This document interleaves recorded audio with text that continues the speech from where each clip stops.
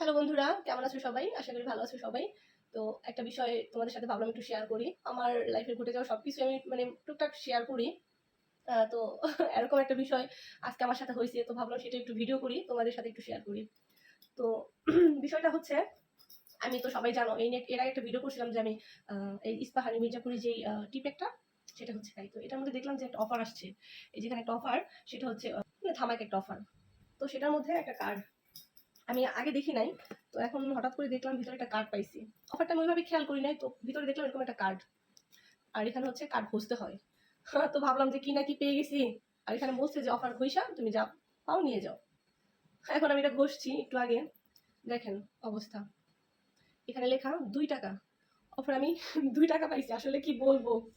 আমি লাকি। আমি আমি হচ্ছে এই স্ক্রেচ কার্ডটা ঘইসা আমি পাইছি হচ্ছে 2 টাকা। এখন আমি যে ফকির নেই সেটা ওই লোকেরাও জানে, যার কারণে হচ্ছে এই অবস্থা। 2 টাকা পাইছি।